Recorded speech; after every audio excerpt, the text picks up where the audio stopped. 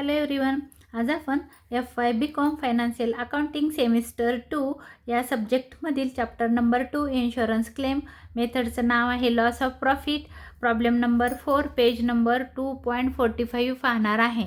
सर्वात प्रथम आपण क्वेश्चन रीड करून घेऊया.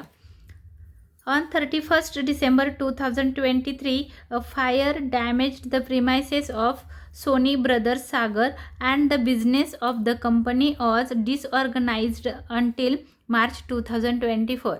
म्हणजे हे त्यांनी असं सांगितलेलं आहे की डिसेंबर 2023ला फायर झालेली आहे, आग लागलेली आहे आणि मार्च 2024पर्यंत ती कंपनी त्यातून सावरू शकलेली नाही, म्हणजे विस्थापितच आहे. म्हणजे ती कंपनी अजून स्वतःला सावरू शकली नाही मार्च 2024पर्यंत. The company was insured under a loss of profit policy for 2,60,000. म्हणजे पॉलिसीची अमाऊंट आहे. आपण एका पेजवर काय करूया, वर्किंग करून घेऊया. जी इन्फॉर्मेशन आपल्याला दिलेली आहे ती तर आपण इथं लिहिणार आहोत. Date of fire,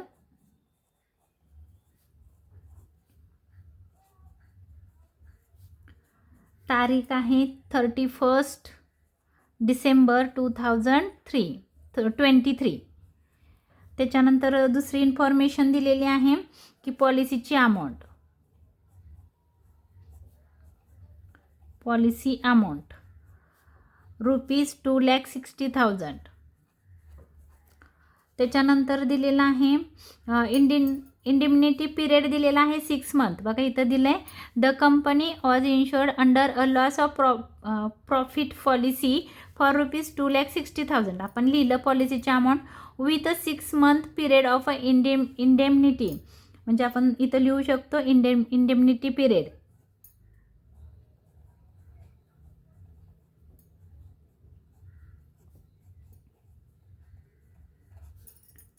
6 months. The company account for the year ended 31st October 2023 show a turnover of ₹7 lakh. आता इथं आपण हे सेल्स आहेत. थोडंसं थांबूया, बघूया आपण इथं ऑक्टोबर सेल्स पिरियड दिलेला आहे 31 ऑक्टोबर 2023. सेल्स आहेत ₹7 lakh.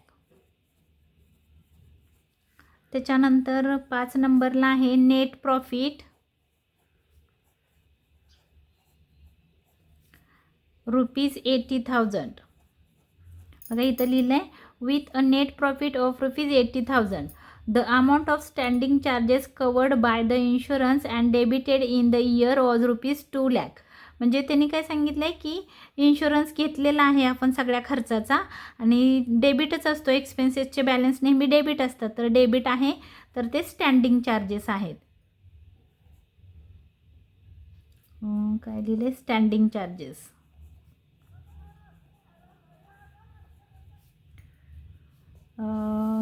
2 लाख. आणि the turn over of the 12 months ended. 12 monthsचे जे सेल्स असतात ते कुठे घेतो आपण, 12 monthचे सेल्स तर इन्शुरन्स कवर काढण्यासाठी घेतो. म्हणून इथं तारीख लिहूया 31 डिसेंबर 2024. 12 month सेल्स आहेत म्हणून मी इथं ब्रॅकेटमध्ये लिहिते 12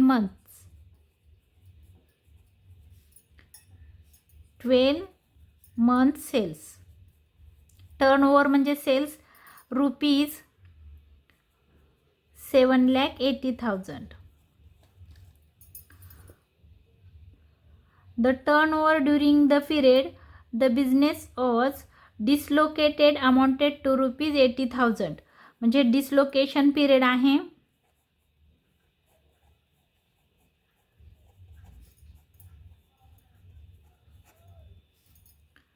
पिरियडचे सेल्स आहे ते 80,000.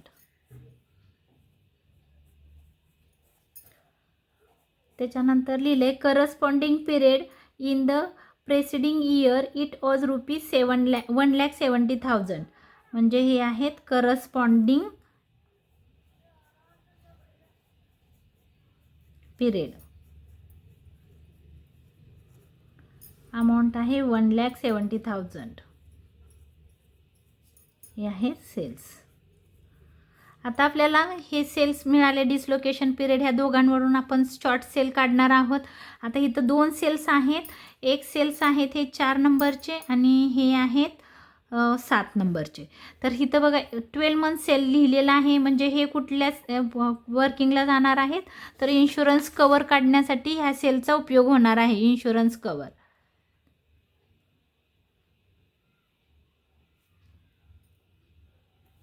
ह्या सेलचा उपयोग इन्शुरन्स कवर काढण्यासाठी होणार आहे.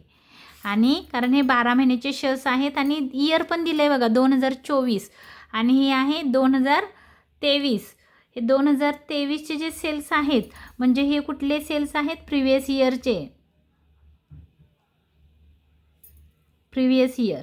कारण लक्षात येते बघा 2023 आणि हे आहे 2024, म्हणजे 23 अगोदर असणार आहे प्रिव्हियसला आणि 24 नंतर असणार आहे, म्हणजे हे करंट इयरचे आहेत. तुम्ही इथं म्हणू शकता करंट इयर, करंट इयरचे सेल्स. ही झाली आपल्याला गिवन इन्फॉर्मेशन. ह्याच्यावरून आपल्याला क्वेश्चन सॉल्व करायचा आहे. ही इन्फॉर्मेशन आपण सोबत ठेवून काय करूया, क्वेश्चन आपण सॉल्व करून घेऊया. पहिलं कॅल्क्युलेशन आहे calculation of short sale.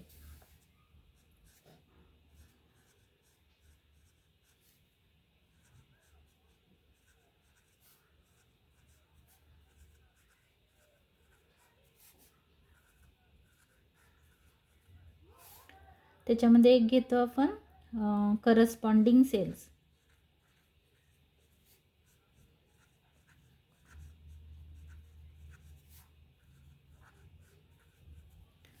Corresponding cells आहेत 1,70,000 लेस व करस्पॉन्डिंग पिरियड म्हणला तरी चालेल तुम्ही.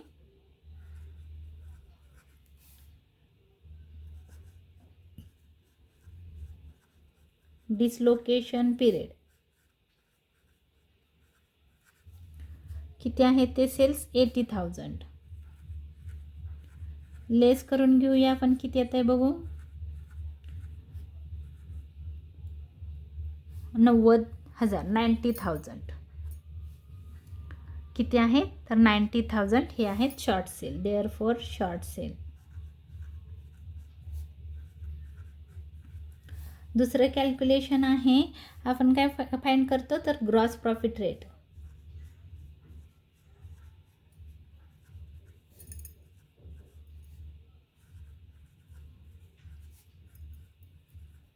ग्रॉस प्रॉफिट रेट, त्याच्यामध्ये फॉर्म्युला आहे net profit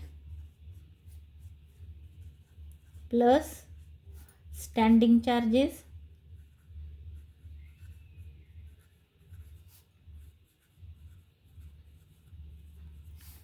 divide by previous year sale.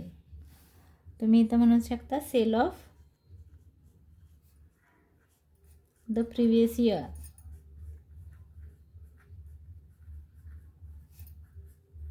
Into 100. कारण जे आपण पर्सेंटेज काढतो तेव्हा इंटू 100 लिहायला विसरायचं नाही. तर नेट प्रॉफिट आपण घेतलेला 80,000, standing charges 2 lakh,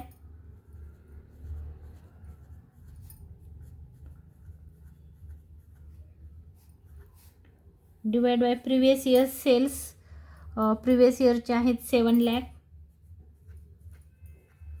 into 100.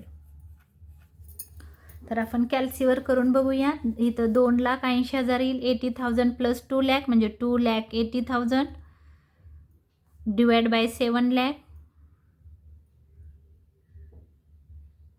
7 lakh into 100, 40%. 40% आला gross profit rate.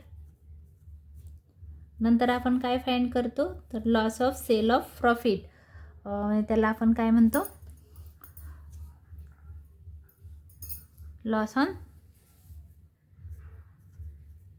Loss of profit on sale. ते कसं काढतो तर हा जो शॉर्ट सेल आणि ग्रॉस प्रॉफिट रेट यांचं इंटू करतो. इथं लिहितो आपण is equal to gross profit rate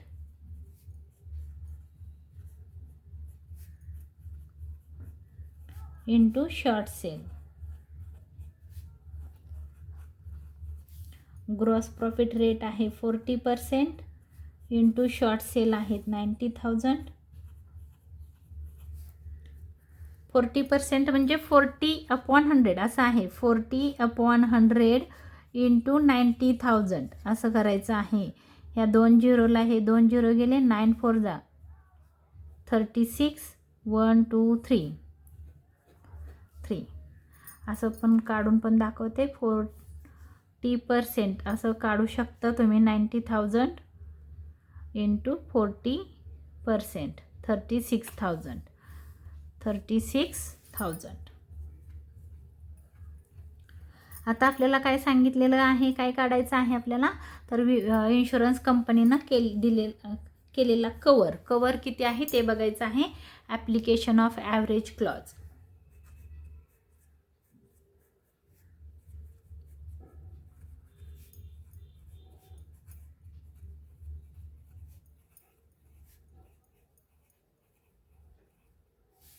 त्याच्यामध्ये आपण 12 महिन्याचे सेल्स घेतो म्हणून आपण असं पण लिहू शकतो. किती आहे पर्सेंट, तर 40%. म्हणून इथं तुम्ही लिहू शकता त्याच्या पुढं असं 40% on the sale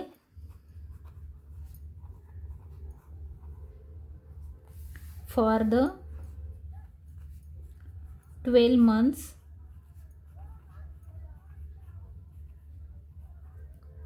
ending on the date of fire.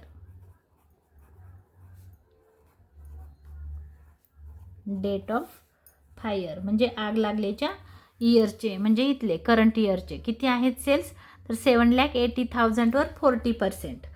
7,80,000 वर 40%. तर तुम्ही कसं काढू शकता, 7,80,000 इंटू 40%. कसं काढायचं आहे, 7,80,000 इंटू 40% म्हणजे 40/100 असं काढायचं आहे. तर आपण काढूया इथं 7,80,000 इंटू 40%. अमाऊंट आहे 3,12,000.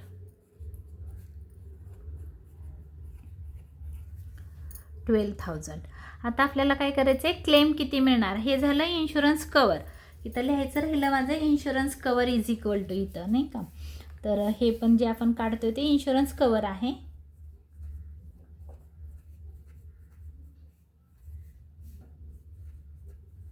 रिक्वायर्ड हे आहे इन्शुरन्स कवर रिक्वायर्ड आहे 3,12,000. आता आपल्याला काय काढायचं आहे, claim is equal to policy amount किंवा तुम्ही अमाऊंट ऑफ पॉलिसी पण म्हणू शकता, divide by insurance cover required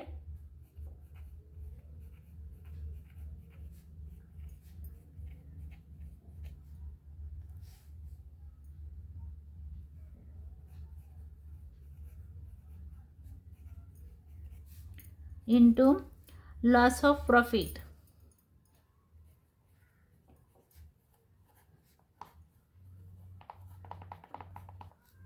पॉलिसीची अमाऊंट आपण इथं लिहून घेतलेली आहे बघा. पॉलिसीची अमाऊंट आहे 2,60,000. 2,60,000 डिवाइड बाय इन्शुरन्स कवर किती आला आहे, 3,12,000 इंटू लॉस ऑफ प्रॉफिट किती आहे, 36,000.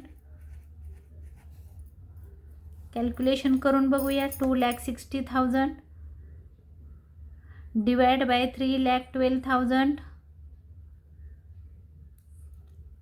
इंटू 36,000 30,000 रुपये.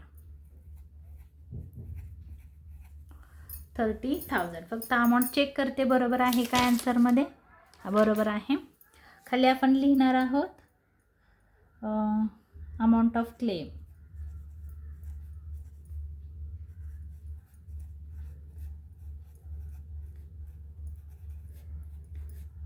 Is equal to ₹30,000. Insurance company insurance claim म्हणूया आपण, CLAIM क्लेम विल बी ₹30,000. तर हे झालं आपलं ॲन्सर. तर आता ह्याच्यामध्ये हे तारखा मी एका साईडला क्वेश्चनमधून रीड करून काढून घेतलेल्या होत्या, कारण मग आपल्याला ना सारखा क्वेश्चन पॅरेग्राफमध्ये असल्यामुळं रीड करणं सारखं रीड करावं लागलं असतं आणि एखादी अमाऊंट मिसिंग झाली असती. मग मी काय केलं, पहिल्या सगळी इन्फॉर्मेशन एका पेजवर अशी व्यवस्थित लिहून काढली. तुम्ही नाही काढली तरी चालेल, डायरेक्ट क्वेश्चन पण तुम्ही सॉल्व करू शकता. आणि हा जर माझा व्हिडिओ तुम्हाला आवडला असेल तर लाईक करा, शेअर करा, सबस्क्राईब करा आणि कमेंट करायला विसरू नका. धन्यवाद.